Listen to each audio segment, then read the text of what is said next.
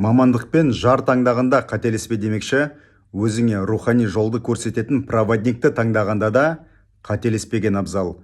Яғни коуч, тренер немесе психологтың алдына бармастан бұрын сол адам беретін ақпаратты бірінші орынға қойма.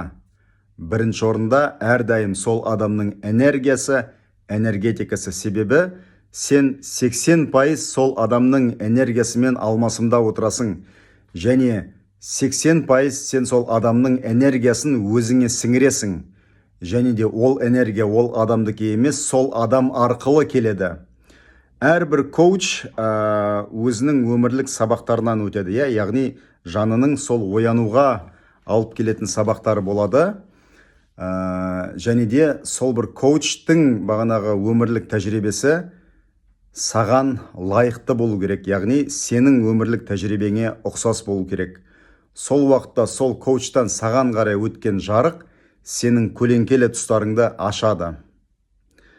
Шынайы мастерден сабақ алғанда сенің өмірің міндетті түрде тербелу керек. Яғни барлығы оп-оңай өзімен өзі бола салмайды. Көлеңкелі тұстарың көрінеді, және де бұл норма, себебі сен сол көлеңкелі тұстармен айлар бойы, жылдар бойы әрі қарай өмір сүрер едің, және сол көлеңкелі тұстар сенің өміріңді тежейтін еді. Сол бір мастермен, яғни коучпен сабақ өткенде, сенің көлеңкелі тұстарыңа сол мастері арқылы жарық барады да, бүкіл бағанағы ескі бағдарламаларың сыртқа шығады, көріне бастайды.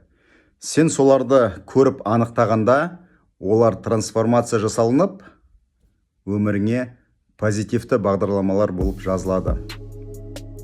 Яғни сол бір қарай алмай жүрген көлеңкелі тұстарың саған күш береді.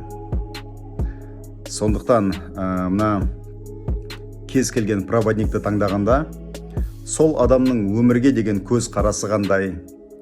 Жалпы мына сол адамның табыс көзі тек қана осы коуч болу ма, әлде басқа да бір кәсіптері бар ма, немесе кәсіптерде тәжірибесі бар ма? Сол да маңызды, себебі саған ақша табуды үйрететін коуч өзі осы тек сабақ беру арқылы ақша табатын болса, ол да күмәнді.